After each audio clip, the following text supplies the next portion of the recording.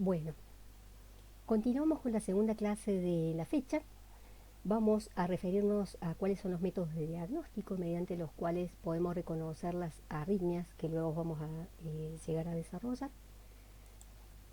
Recordemos que dentro de la clínica médica, más allá de los métodos complementarios, nada puede reemplazar a una historia clínica completa.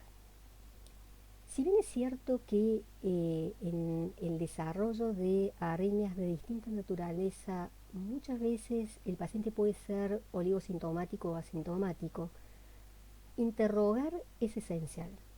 La anamnesis completa en relación a los síntomas, a los antecedentes personales, fisiológicos, patológicos del paciente, del tratamiento que puede estar recibiendo, etc., los antecedentes hereditarios tienen una enorme importancia. El examen físico, que nos va a permitir discriminar algunas variantes de arritmias supraventriculares, ventriculares, taquiarritmias y bradiarritmias, y obviamente un electrocardiograma, es decir, en la evaluación inicial de cualquier paciente que sea derivado por arritmias o que consulta por arritmias, además de la historia clínica completa, el electrocardiograma se impone. El electrocardiograma es una indicación clase 1 para evaluación de pacientes con arritmias. Electrocardiograma de 12 derivaciones. Está indicado en todos los pacientes quienes son evaluados para arritmia ventricular y o supraventricular. Tiene un 90% de valor predictivo negativo. El electrocardiograma de reposo tiene un enorme valor del punto de vista diagnóstico, pronóstico, pero recordemos un concepto que también ya el profesor Bergottini mencionó anteriormente. Realizar un electrocardiograma se impone en todo paciente que vamos a evaluar por una presunta cardiopatía de cualquier naturaleza. Cuando hablamos de 90% de valor predictivo negativo, no estamos hablando de valor predictivo negativo en relación a arritmias, sino que un electrocardiograma normal prácticamente excluye la posibilidad de al menos insuficiencia cardíaca de base o deterioro de la función del ventrículo izquierdo. Eso significa que la posibilidad de que un paciente que tenga una cardiopatía de base que esté cursando con insuficiencia cardíaca, independiente del estadio en el cual se encuentre, sea de estadio A a estadio D o clasificación en función a clase funcional, pueda tener un electrocardiograma normal. Por tanto, fíjense la importancia que tiene realizar un electrocardiograma de reposo. Existen otros sistemas mediante los cuales podemos realizar registro electrocardiográfico de manera un poco más prolongada, que se denominan registros electrocardiográficos continuos. El holter electrocardiográfico es uno de ellos, el monitor de eventos es una de las variantes, y los dispositivos implantables para diagnóstico y seguimiento de pacientes con presunción de arritmia a largo plazo. Comencemos por un electrocardiograma de reposo. Piensen cada uno de ustedes que pueden haber realizado un electrocardiograma o pueden haber observado realizar un electrocardiograma. ¿Cuánto tiempo demoramos en realizar un electro? Y no más de 2 a 3 minutos de realizar un electrocardiograma de 12 derivaciones. Obviamente que depende del operador, depende del electrocardiógrafo, depende de la colaboración del paciente o de la situación clínica del paciente, pero básicamente no pasamos demasiado tiempo para realizar un electrocardiograma de 12 derivaciones. De tal manera que si se trata de arritmias que realmente son poco frecuentes y tenemos poca posibilidad de poder llegar a detectarla por un electro de 12 derivaciones. Pero si cualquiera de nosotros que está participando en esta clase virtual, a través del aula virtual, realizamos un electrocardiograma, es probable que 1% de nosotros, que somos 80, 90, pueda llegar a tener alguna clase de arritmia en su electrocardiograma basal. Es decir, hay una incidencia de aproximadamente un 1 o 2% de arritmias en corazones sanos. Esta incidencia aumenta hasta un 8 o 10% en pacientes que tienen cardiopatía. Y la posibilidad de poder llegar a detectar una arritmia en un registro electrocardiográfico que dure mucho más que 2 o 3 minutos de lo que es un electrodo de reposo, como ocurre en un holter, aumenta hasta un 60% de la posibilidad, o sea, la sensibilidad del estudio. Esto es un holter. El holter es un registro electrocardiográfico que puede durar 24, 48 horas. Existen algunos dispositivos mediante los cuales podemos llegar a tener hasta 7 a 14 días un registro de superficie, un registro electrocardiográfico de superficie. Son dispositivos habitualmente de memoria sólida que permiten detectar arritmias y correlacionarlos con los síntomas del paciente. En cada paciente en el cual colocamos, van a ver algunos gráficos de qué manera los colocamos, le entregamos al paciente lo que se denomina un diario del paciente. Es importante que el paciente nos vaya informando qué está realizando en cada hora minuciosamente y cuáles son los síntomas que presenta. Este registro electrocardiográfico de 24 o 48 horas o holter electrocardiográfico nos permite detectar, más allá de arritmias, toda una serie de parámetros relacionados con la variabilidad de la frecuencia cardíaca, es decir, la relación del sistema nervioso autónomo sobre el ritmo cardíaco nuestro durante el reposo y el esfuerzo en las 24 horas del día, realizar mediciones de las duraciones de la despolarización y repolarización ventricular, mediciones de QRS y de los intervalos o segmentos del intervalo QT, modificaciones de la repolarización, lo que se denomina alternancia de onda T, y promediación de señales que seguramente también lo ha mencionado el profesor en eventos coronarios agudos. En este caso vemos un registro, un holter, de 3 canales. Habitualmente este registro de superficie no se correlaciona con las derivaciones electrocardiográficas estándar, de tal manera que siempre es importante tener un electrocardiograma basal para poder evaluar los hallazgos que podamos detectar durante el registro. En este caso observamos aquí una secuencia, un latido ectópico fuera de lo habitual, que intercala con latidos sinusales normales, y aquí una secuencia de latidos muy rápidos, aberrantes, diferentes a los latidos de base, que en algún momento los vamos a describir, es decir, una taquicardia con QRS anchos. De la misma manera que aquí, otro registro del mismo paciente en la cual vemos otra secuencia de taquicardia de latidos rápidos con QRS anchos, que es diferente al anterior, en horas que son bastante próximas, una a las 13:10 y otra a las 13:32. Entonces decíamos, la variabilidad de frecuencia cardíaca es una variable de buen estado de salud de nuestro sistema excitoconductor y del nódulo sinusal. Esto también puede ser registrado y analizado a través de los holters electrocardiográficos, componentes de distintas frecuencias, lo que denominamos las modificaciones en la repolarización ventricular. Fíjense cómo se modifican las ondas T aquí en un registro, en una derivación de 2. Esto puede ser un predictor de mal pronóstico en algunos pacientes con alguna clase de cardiopatías. En un holter electrocardiográfico dijimos que la posibilidad de detectar arritmias en relación a un electrocardiograma de superficie se eleva hasta un 60%.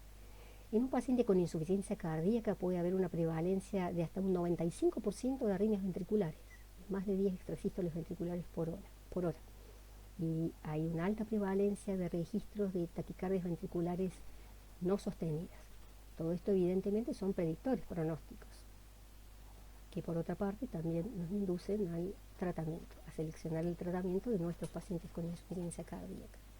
Hay otras patologías, otra clase de miocardiopatías, como puede ser la hipertrófica, en las cuales también a través de un holter podemos detectar predictores de mal pronóstico, como taquicardias ventriculares no sostenidas, que pueden estar presentes hasta en 50% de los pacientes.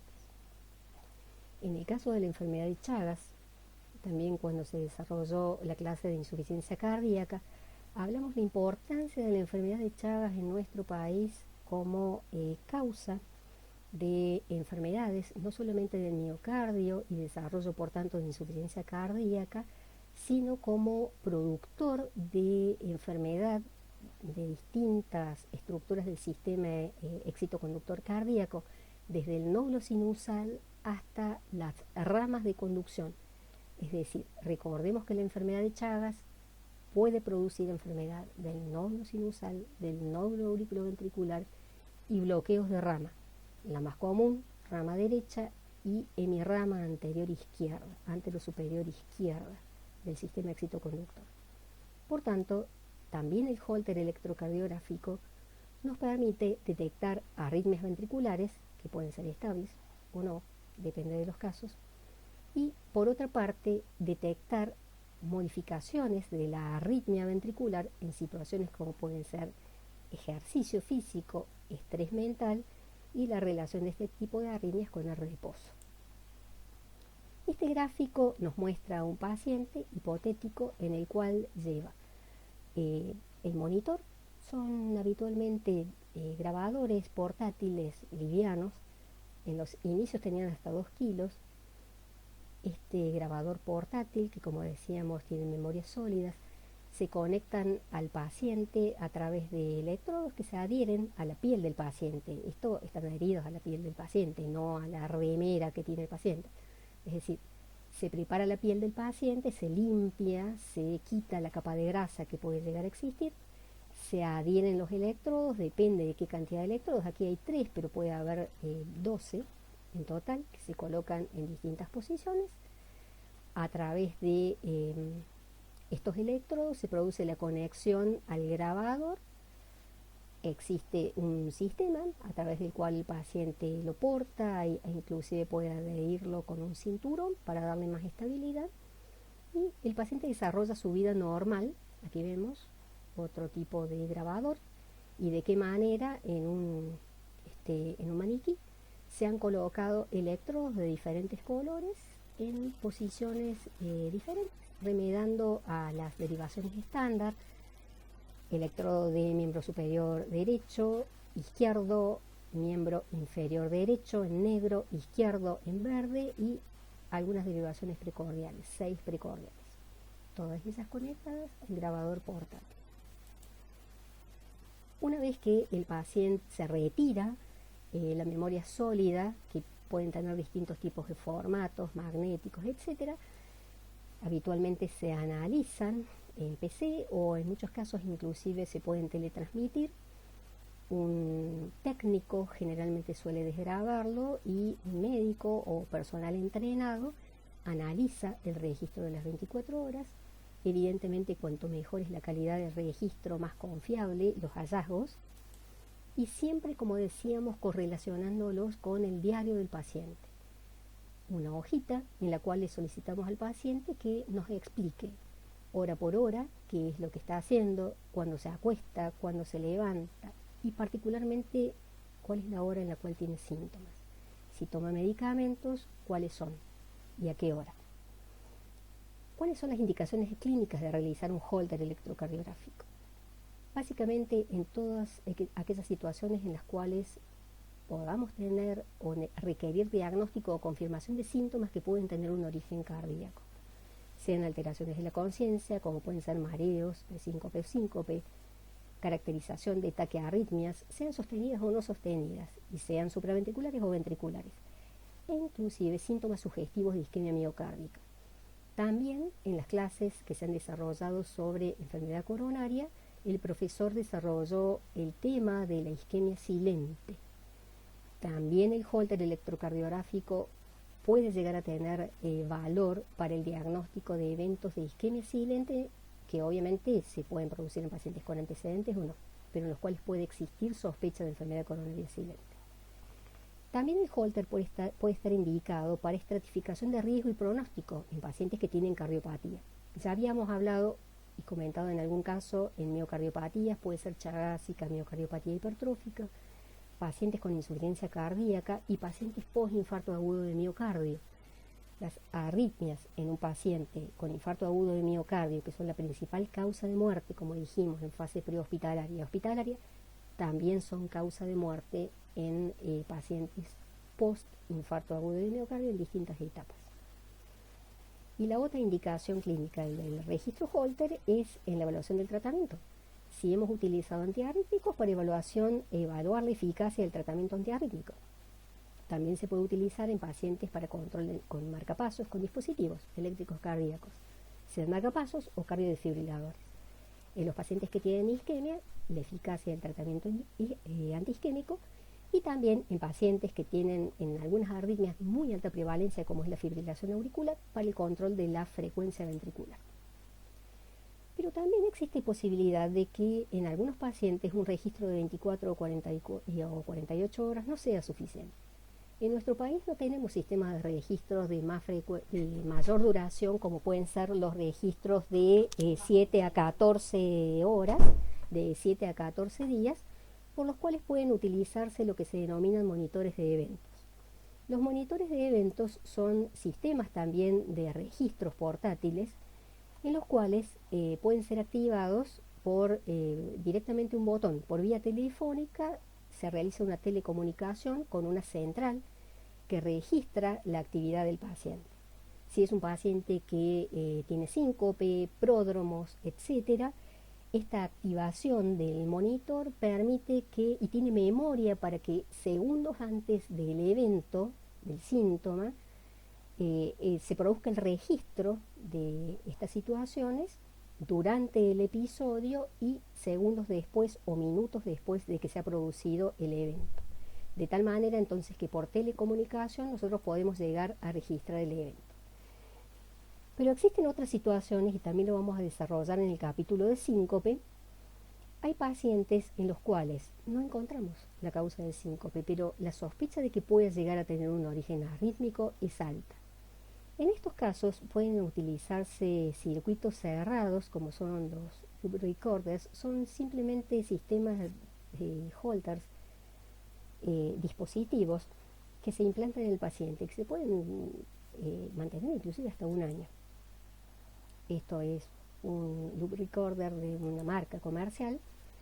Aquí tenemos de qué manera se colocan, se implantan con anestesia local por vía subcutánea en el precordio, de tal forma que ya queda implantado en el paciente, y a distancia se pueden controlar de manera permanente. Es como si tuviera un holter permanentemente colocado, pero de larga duración. Esto se puede utilizar, como dijimos, en pacientes en los cuales hay sospecha de episodios de arritmia, pero que tienen muy baja incidencia, episodios muy aislados.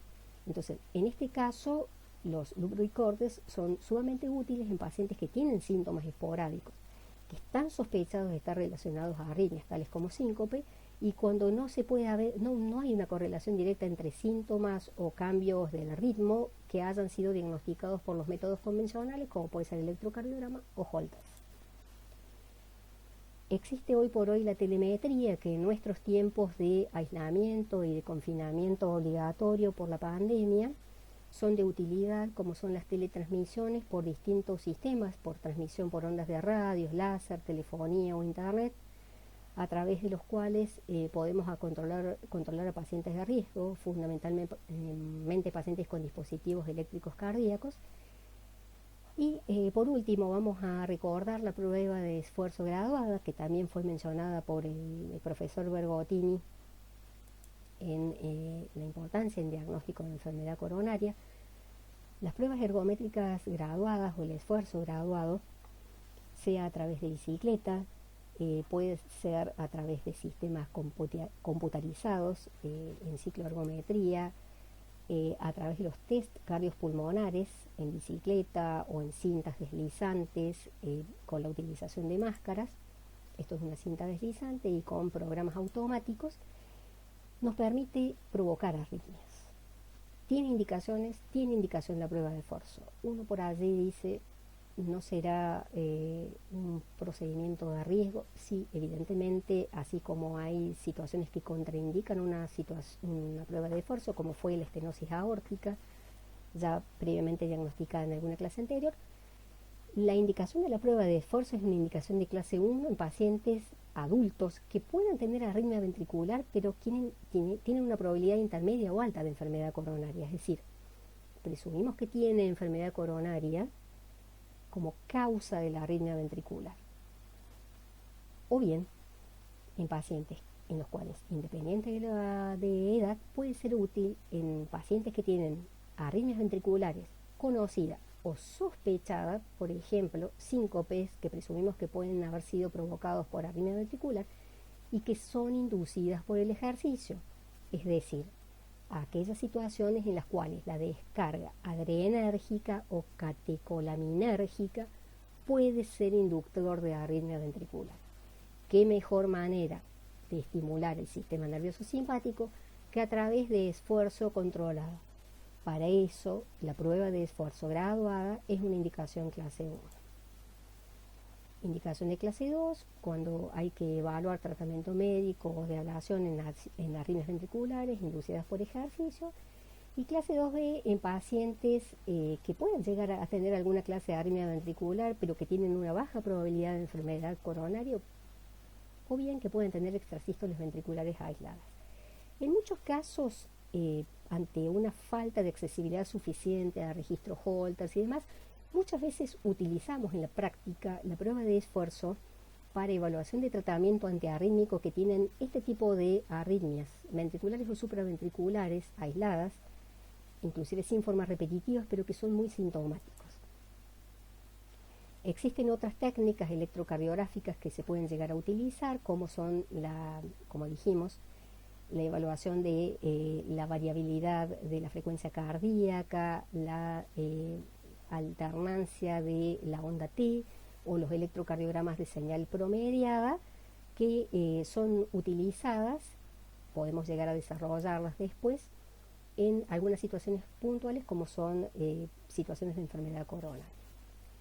Por último, más allá de todos estos procedimientos, que salvo el caso del loop recorder, todo el resto de procedimientos son no invasivos, porque vemos que se realizan desde el electrocardiograma, la prueba de esfuerzo y el Holter electrocardiográfico, se realizan desde la superficie del cuerpo. Existen otros estudios invasivos. Es el caso del estudio electrofisiológico. Los estudios electrofisiológicos significa introducir catéteres y electrodos por vía endovenosa, que en muchos casos también requieren hacerse vía arterial, a las cavidades del corazón.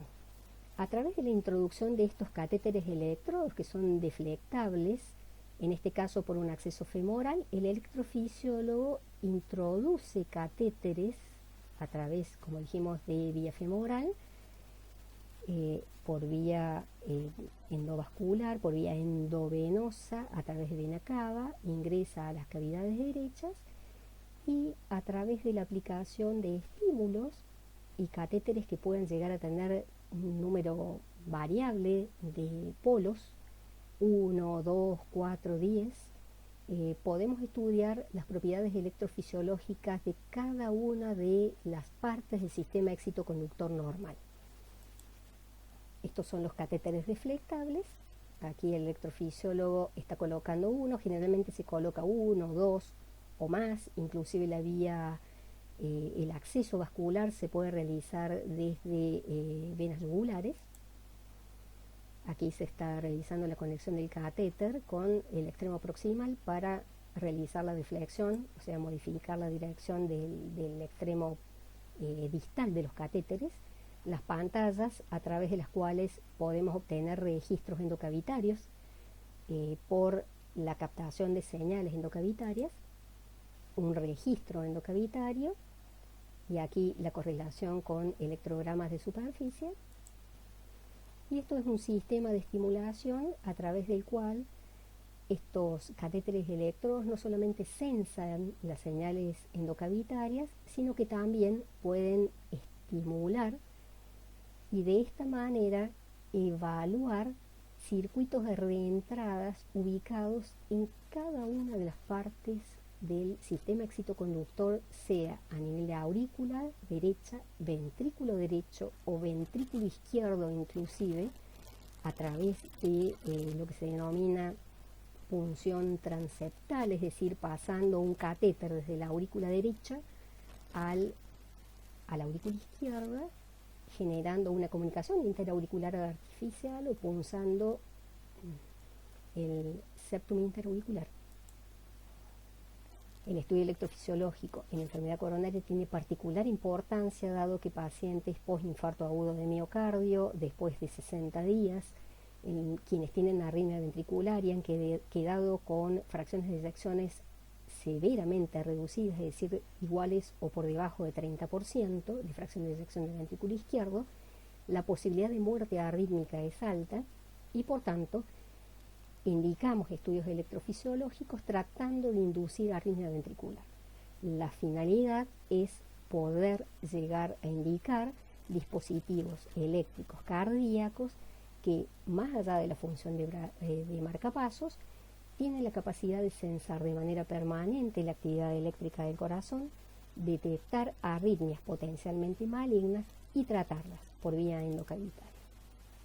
Otras indicaciones que pueden llegar a tener los estudios invasivos electrofisiológicos son miocardiopatías dilatadas de otras etiologías, arritmias genéticas, como son las canalopatías que próximamente vamos a mencionar, como el síndrome de QT largo, el síndrome de Brugada, los síndromes de QT cortos, las cardiomiopatías hipertróficas, la displasia arritmogénica del ventrículo derecho, las taquicardias del tracto de salida del ventrículo derecho que habíamos mencionado en corazones sanos y en algunos síncopes de origen incierto. Muchas gracias, hasta la próxima clase.